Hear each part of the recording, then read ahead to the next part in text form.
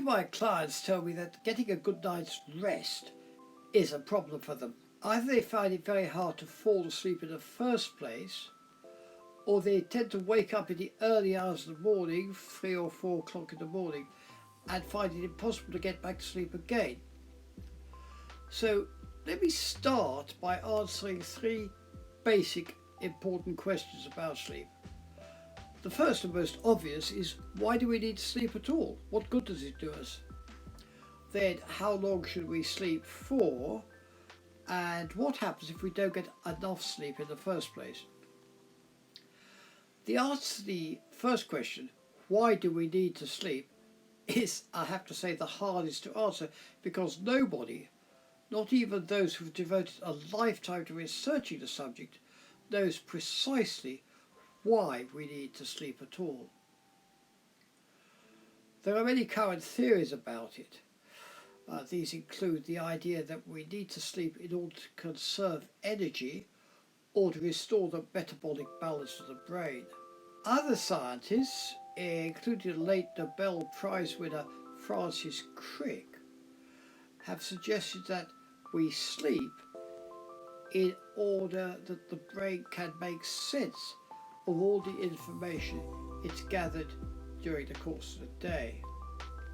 Interestingly, there's been some fascinating recent research by scientists at University College London who've been looking at the relationship between sleep and storing memory. They have done this in order to understand how a healthy brain stores and accesses memory, because this may provide insight into how certain medical conditions associated with getting older, such as Alzheimer's disease, can develop. They discovered an interesting link between 2 areas of the brain, one known to be related to sleep and the other known to be related to memory storage. Their idea is that the brain, as we know, is constantly absorbing a vast amount, a torrent of information during the course of the day. And because it can't store everything, it replays the important memories for long-term storage and then transfers them to a part of the brain called the entorhinal cortex, and also possibly to other areas of the brain as well. And it does this so they can be kept safe and we have easy access to them. And it does all this while we are asleep, which may account for some of the dreams we have, which I'll be talking about in a later video.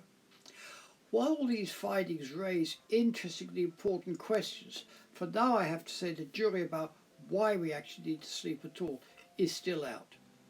Which brings us to, how much sleep do we actually need? Now, it used to be thought that 8 hours per night was ideal. Indeed, that's what I was taught in medical school. And that anything much less would lead to fatigue and inability to concentrate, making increasing errors, and when chronic, when long term, would undermine our mental and physical well-being. More recent research has shown that our need for rest varies considerably throughout life, and that, surprisingly perhaps, too much sleep can prove as detrimental as having too little. So, what's the right amount? The answer will depend on how old you are. By 2 to 4 months, most infants will be sleeping more at night than during the day, and they'll occasionally be able to sleep through for 5 or 6 hours at a stretch. By 6 months, 6 out of 10 babies will sleep through the night, and by 9 months, 80% will be doing so. The most critical change will occur at puberty. Teenagers, as any parent will testify, tend to find it very hard to get up in the morning. This is due to a resetting of their biological clock and has nothing to do with laziness. In recognition of this biological fact, Some educational authorities are now starting their morning classes in school at a slightly later hours, and this has been shown to improve both learning, concentration and memory recall. Our ability to sleep will decline as we get older. By 65, for example, the daily average sleep need is less than 6 hours. There are, however, many individuals who are sometimes described as long sleepers who will sleep up to 9 hours a night. So, which of these two types of sleep, short or long, is most advantageous? The perhaps surprising answer is that researchers have found a higher risk of mortality associated with both short and long sleep. One recent study, for example, found that individuals who sleep between 5 and 6.5 hours a night are likely to live slightly longer than those who sleep either far less than 5 hours or much more than 7 hours. Finally, let's take a look at what happens when we fail to get enough sleep. With so many people about to start driving away on their Christmas, their festive holidays, and often starting at the crack of dawn in the usually unsuccessful hope that they are going to, by doing this, beat the rush, I thought I would take a look at the effects of a lack of sleep on our ability to drive safely. For this, I recruited a team of volunteer drivers, and I conducted the experiment at the famous Brands Hatch racetrack in Kent.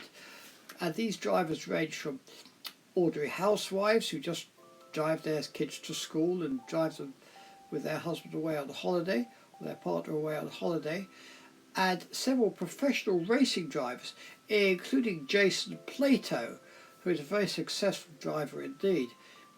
And I prevented them, as I say, from sleeping for 24 hours. And I then measured the effects of their driving using a driving simulator. We didn't take a simulator, we didn't take them out on the racetrack. A short film was made by Meridian Television, and they've given me permission to show the results here. British touring car champion Jason Plato in action at Silverstone. His reactions are super fast on the track, but here in an experiment at Brands Hatch, he's been awake for 24 hours as part of a test designed to reveal just how much lack of sleep reduces a motorist's ability to drive safely. Toward the end of the test, the simulator shows he's simply not in a fit state mentally or physically to be driving. It's one of motoring's evils, and yet it's often overlooked, and we've all done it. I mean, I put my hands up. I've driven home tired and been, stretching my eyes and had the window down, but none of this works. As part of the test, researchers also looked at Jason's brain patterns. 24 hours without sleep, and he's unable to read a script he'd sailed through yesterday. Sarah saw a shot silk sash, shop full of shot silk sashes. But, if you've spent a lot of time, say, being the non-drinking driver at a party because you're going to run all your friends home and you haven't had any sleep and maybe the party's breaking up at 4 or 5 o'clock in the morning, which is a point when your body clock, anyhow, is at its lowest ebb, you are going to be a very, very dangerous driver behind the wheel. Brighton housewife Sue Jackson volunteered to take part in the test. You seem to be doing okay so far. Yeah, I'm holding it with 2 hands. All right. If I let that go, stick with one. Oh, straight away. Yeah, it wouldn't be Now, very good at all. My hands You can shaking. really see that your actions are impaired, but by how much do you think? A lot. A lot. And how do you feel within yourself just now? Well, I'm just really tired. I've been up for 24 hours now, and I just don't think I'd be able to get into a car and drive. So the simple message today was watch out, deaths and serious injuries are on the increase. Don't drive when you're tired. Summary, therefore, while regular exercise, a healthy diet, drinking alcohol only in moderation, and giving up smoking has been shown to reduce the risk of fatal and non-fatal heart attacks by over half, and the risk of a fatal attack by 2/3. When combined with sufficient sleep each night, these risks fall even more steeply. In my next video, I will offer you some practical tips for enjoying a good night's sleep, for both falling asleep more easily and staying asleep throughout the long watches of the night. Until then, thank you very much for your interest in our videos, and I look forward to talking to you in about a fortnight's time. Good night. Goodbye. I mean.